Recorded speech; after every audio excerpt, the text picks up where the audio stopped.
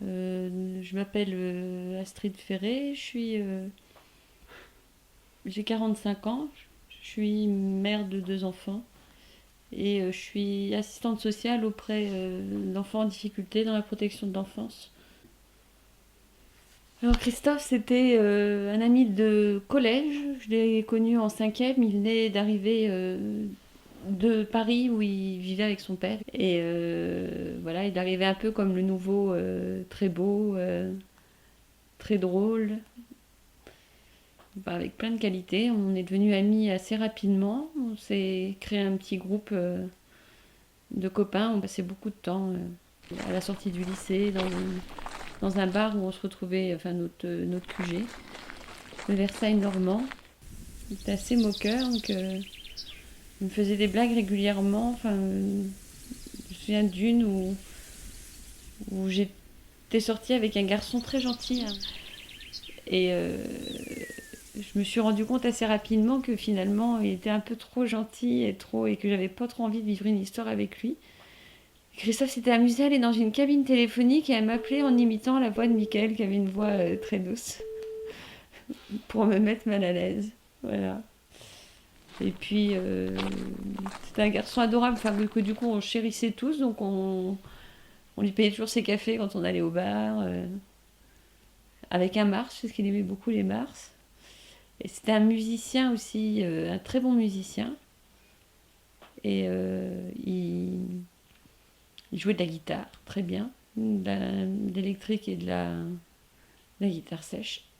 Il avait monté un groupe, c'était un grand musicien, un grand séducteur, qui séchait pas mal les cours, qui était en première S quand même, mais voilà, qui avait toujours plein d'amis, qui attiraient les gens en fait. Il était très beau, c'était un grand brun aux yeux verts, avec une mèche qui remontait gentiment avec sa main, et qui avait plein de petites amies. Généralement, c'est moi d'ailleurs qui allais les voir pour entamer la relation et pour rompre, parce qu'il était un peu feignant. Voilà, et puis on s'est retrouvés une soirée la veille de notre départ commun pour Paris. On devait aller travailler tous les deux à Disney, et il a eu un accident de voiture cette nuit-là. C'était le 4 juillet. Il a été gravement blessé. Enfin, son ampli, du coup, lui a fracassé l'arrière de la tête. Enfin, il lui a fait le coup du lapin. Et du coup, ce qui est étrange, c'est que c'est quelque chose que j'avais senti. Je savais que cette soirée changerait nos vies. Donc le jour de l'accident, du coup, je me souviens que je me préparais dans ma salle de bain. J'ai entendu l'hélicoptère qui était signe souvent d'un accident grave. Je ne sais pas pourquoi, je me suis doutée que c'était lui. Je suis allée à la gare accompagnée par mon père pour l'attendre. Il venait pas. J'ai appelé le CHU et la dame voulait pas me donner de nouvelles, et j'ai insisté. Elle m'a dit qu'elle a fini par m'avouer que oui, et qu'il était dans un état grave. Donc je suis partie quand même à Paris parce que j'avais ma grande sœur qui m'attendait là-bas. C'était avec elle qu'on avait trouvé un travail. Et puis voilà, un jour un ami nous a appelé, Olivier, pour nous dire que Christophe était mort. Il est mort le 6 juillet. Ses parents avaient fait le choix de le débrancher parce qu'il avait voilà, plein de traumas. Il était aveugle, il avait perdu l'usage de la parole, une partie de la mémoire. Ils ont fait le choix et ils ont donné ses organes aussi. J'ai refait le chemin, alors toute seule, mais ma sœur m'accompagnait à la gare. Donc voilà, on était en larmes toutes les deux les rames du métro. Et quelques personnes qui nous ont demandé ce qu'on avait, et puis on a, pour attendre le train, débarqué dans une brasserie gare Saint-Lazare. Et là, le serveur, qui a vu notre état de grande tristesse, est venu nous trouver en nous demandant si on connaissait Jacques Higelin. On lui a dit que oui, et ce qui était très curieux, c'est que Christophe voulait le voir en concert. Il nous a dit que c'était un de ses souhaits. Et voilà, il nous a dit il est assis là-bas. Donc on est allé voir Jacques Higelin en lui expliquant qu'on venait de perdre un ami très cher. Il nous a demandé de nous asseoir. Il a discuté avec le sourire. Enfin, il était très bienveillant, mais très solaire. Et Et il nous a dit, je fais les Francopholies bientôt, venez, je chanterai une chanson pour lui. Et il nous a donné des passes. On a attendu le soir, on est allé au concert.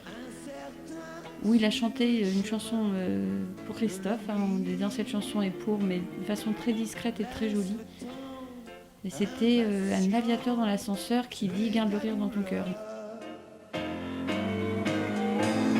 Et dis-toi qu'il n'est pas le plus grand malheur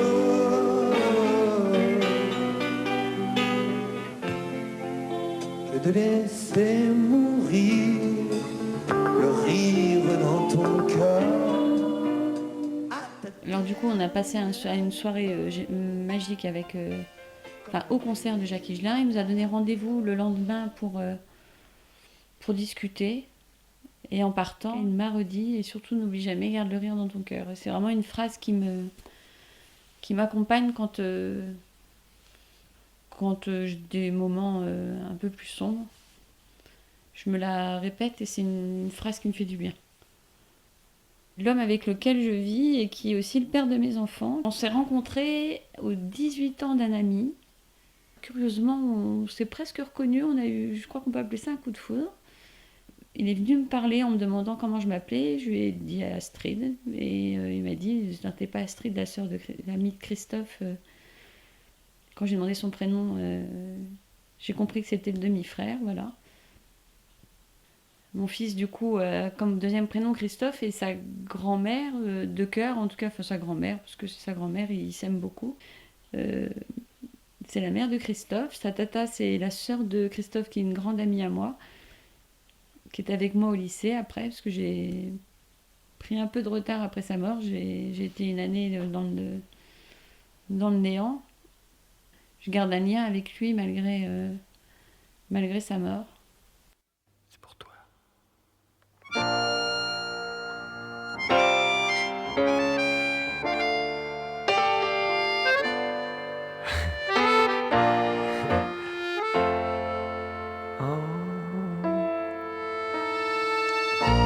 À toi qui veilles sur l'ombre de mes nuits, je dédie cette heure qui me vient d'un très beau matin où je laissais courir